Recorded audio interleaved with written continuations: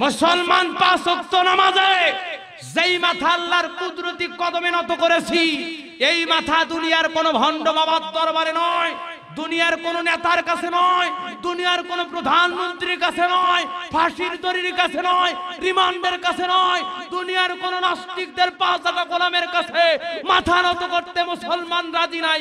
কারা কারা দুহাত তুলে দেখা। এটা তাকবীর দিলেন। ছোটাই আয়েশা জালালের নির্ভীক সৈনিকেরা খতম কর গোবিন্দেরই চালা চামুন্ডা গুলো, ঠিক না ঠিক? ছোটাই আয়েশা জালালের নির্ভীক সৈনিকেরা খতম কর গোবিন্দেরই চালা চামুন্ডা গুলো। শাহজালালের স্বপ্ন ছিল আল কোরআনের জ্বলবে আলো, শাহজালালের স্বপ্ন ছিল আল কোরআনের জ্বলবে আলো, সেই আলো ছড়িয়ে দিতে, সেই আলো ছড়িয়ে দিতে বিপ্লবেরই মশাল জ্বালা। ছোটাই আয়েশা জালালের নির্ভীক সৈনিকেরা খতম কর গোবিন্দেরই চেলা চামুন্ডা গুলা। জোরে বলেন ঠিক না বাটে?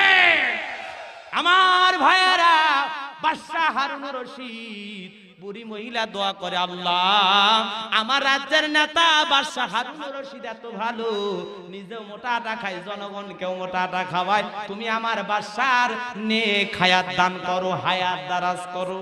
বুঝেন না কথা? 2 নাম্বার দোয়া করে, আল্লাহ আমি যে বাদশার ছোট্ট ছেলেকে দেখলাম ও যেন ওয়াকাল মৃত্যুবরণ করে। 3 নাম্বার দোয়া, আল্লাহ আমার দেশের যত মুয়াজ্জিম আছে ওরা যেন তাড়াতাড়ি করে মারা যায়। বুড়ির 1 নাম্বার দোয়া ভালো, বাকি 2টা কি ভালো? জোরে বলেন ভালো। বাদশা হারুন রশিদ বলে, বুড়ি রে আমার নামে দোয়া করলি আমি মানলাম, কিন্তু আমার ছেলেটা মরার দোয়া কেন করলি, মুয়াজ্জিম মরার দোয়া কেন করলি? 2টা দোয়ার অর্থ কি? আগামী কালকে তোরে সেনাবাহিনী দিয়া আর রাষ্ট্রীয় কায়দায় ধরে নিয়ে যায়, জিজ্ঞাসাবাদের মাধ্যমে জানবো, না জানা পর্যন্ত আমি বাদশা তোরে ছাড়বো না। আপনারা কি সেই দোয়ার অর্থ জানতে চান? কেন মরার দোয়া করলো? হাত তুলে দেখান কারা কারা শুনবেন সেই ঘটনা। লিল্লাহে তাকবীর, লিল্লাহে তাকবীর। রুহের জগতে আল্লাহ আপনাকে আমাকে পৃথিবীতে পাঠানোর আগে ওই রুহের জগতে প্রশ্ন করেছেন, আনাস্তু বিরব্বিকুম, আমি কি তোমাদের রব নই?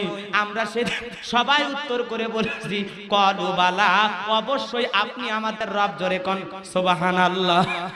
এই পৃথিবীর জমিনে আসার পর সর্বপ্রথম যে ওহী আল্লাহ পাক নাজিল করেছেন, ইকরা বিসমি রাব্বিকাল্লাযী খলাক, পড়ো তোমার রবের নামে যিনি তোমাকে সৃষ্টি করেছেন। এখানেও রব শব্দ আছে না নাই?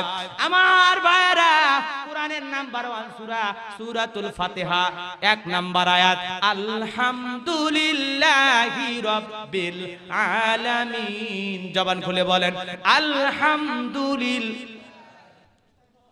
এই আয়াতের মধ্যে রব শব্দ আছে না নাই?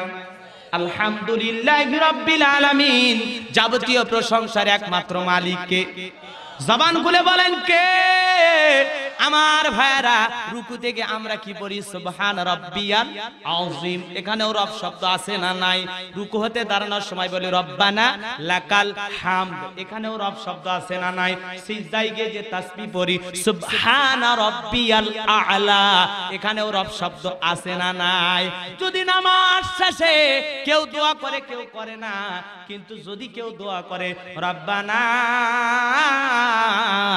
আতিনা ফিদ দুনিয়া হাসানাতাও ওয়া ফিল আখিরাতি হাসানাতাও ওয়া কিনা আযাবান নার, এই দোয়ার শুরুতেও রব শব্দ আছে না নাই?